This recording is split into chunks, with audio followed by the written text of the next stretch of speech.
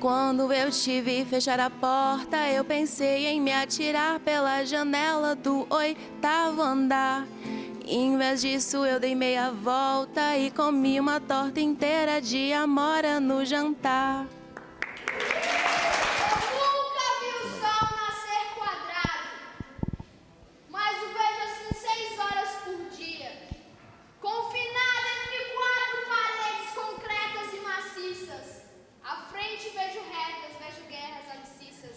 O que vocês estão assistindo é o Diálogos Culturais que está sendo feito em toda Brasília, nas regiões administrativas. Hoje é a vez de São Sebastião e todos estão conversando das necessidades principais da cultura na cidade. Esclarece um pouco para a população ter uma visão geral o que é o Diálogos Culturais. Os diálogos culturais são o primeiro processo, o primeiro encontro que a gente tem com as várias cidades, as várias regiões do Distrito Federal para a discussão de políticas públicas de cultura. Mas não é qualquer discussão, é a discussão do Plano Distrital de Cultura. Esse plano ele vai estabelecer políticas públicas para 10 anos, ou seja, não é só para essa gestão, para 10 anos, de modo que seja não só um instrumento legal, mas um instrumento legitimado pela sociedade, que vai ser construído de forma coletiva e também cobrado de forma coletiva. Termina esse governo, alguma outra gestão, se não quiser dar continuidade, não quiser fazer com o plano de cultura em mãos, a sociedade pode cobrar continuidade, pode cobrar o que foi validado para a sua cidade, para o Distrito Federal. Você, como administrador, por onde você começa a ver a transformação cultural na cidade, inclusive essa demanda também? Bom, Cleber, primeiro boa noite. Como administrador da cidade, eu vejo que a nossa cidade tem um potencial cultural muito grande. Isso daí é demonstrado através dos artistas que aqui tem, que até participaram desse diálogo cultural de hoje. E a administração regional já está projetando naqueles espaços que já estão abertos ali no setor residencial para que se façam praças culturais, de atividades culturais. Já está tendo algumas ações culturais com a Praça do Reggae, né? Nós vamos promover também a Praça do Samba, uma praça de sertanejo, uma praça com capoeira, com outras coisas e tais. Mas eu preciso muito que esses promotores de cultura, que você tanto conhece, como eu também conheço, me tragam as opções. Porque eu tenho dito a todos os dias que administrar é um conjunto de pessoas e não uma pessoa só pensando no que deve ser feito, e sim um conjunto de pessoas. E eu preciso desse conjunto de promotores culturais para me trazerem propostas para que a gente possa analisar e colocar na prática realmente. Mas espero que venham a administração, que a gente promova esse seminário de cultura para debater esses assuntos aí.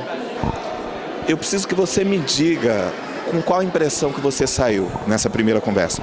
A maior impressão é essa da vontade do diálogo com a comunidade. Isso eu acho que é o mais interessante de tudo isso. A gente vê que são propostas que estão sendo construídas, né, e precisa mesmo dessa participação, mas o que eu acho mais louvável é justamente essa disponibilidade da Secretaria estar chegando na nossa comunidade e abrindo espaço para o diálogo, porque normalmente essas coisas são sempre feitas muito obscuras, né?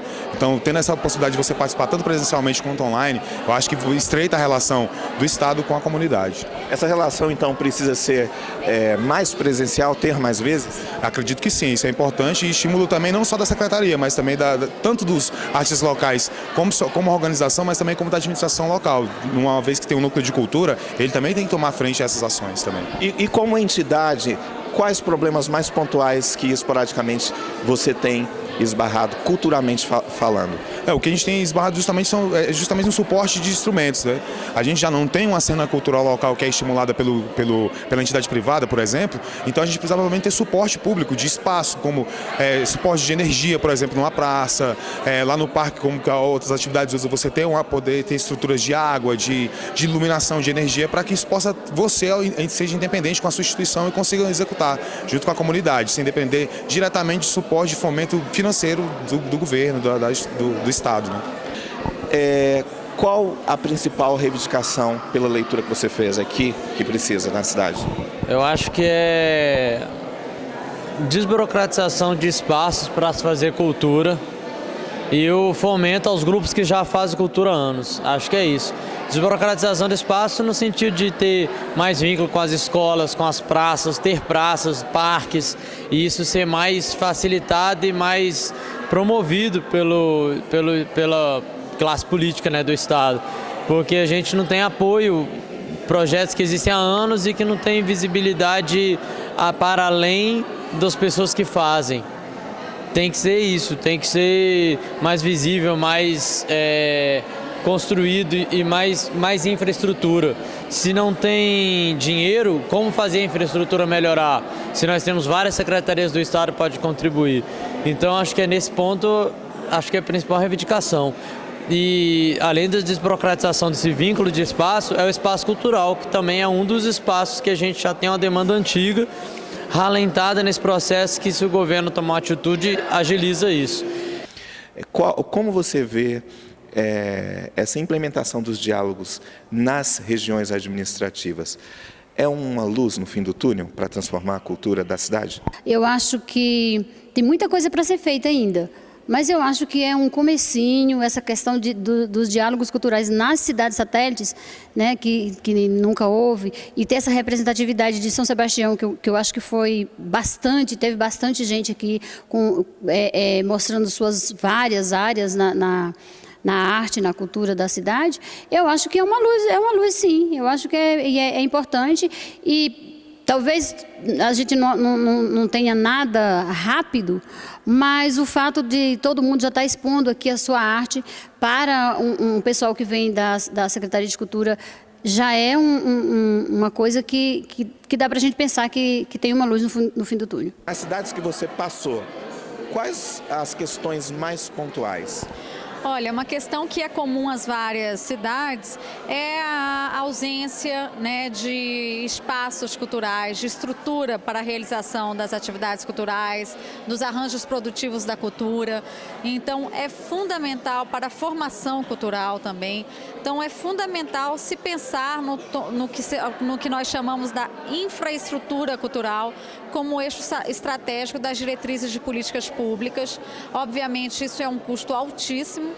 Você não consegue fazer uma implementação em todas as cidades no primeiro momento, nem a curto, médio prazo, mas é uma questão que se estabelece como prioridade, como horizonte para esses 10 anos, pelo menos. Eu acho que é uma questão assim, a mais evidente colocada pelas comunidades é a construção de espaços culturais e a existência de estruturas para a realização cultural, o fruir cultural. Eu não podia deixar de falar, vou te fazer duas perguntas, uma diretamente ligada à cidade e uma mais generalizada.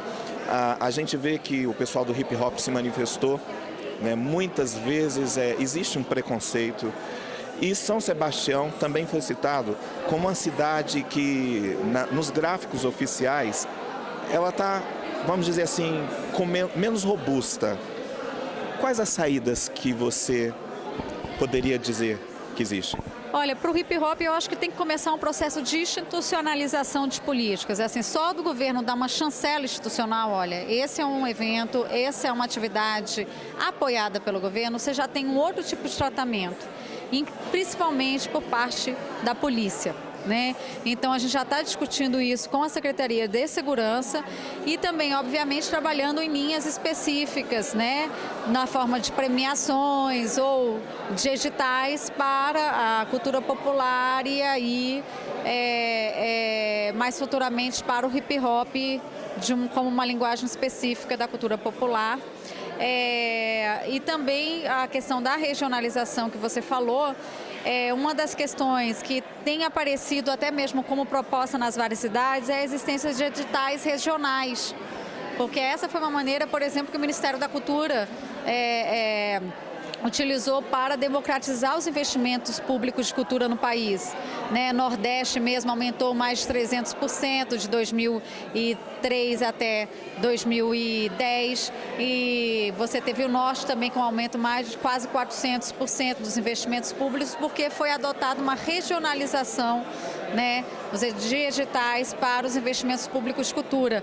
Então, esse é um dos caminhos que tem sido apontados, mas há vários outros, como a desburocratização, não só para os cadastros de entes e agentes culturais, mas também para o acesso aos projetos, né, aos recursos. Então, a gente está pensando em algum pacote de estratégias junto com a comunidade nesses diálogos culturais, no sentido de democratizar e chegar às várias regiões do DF.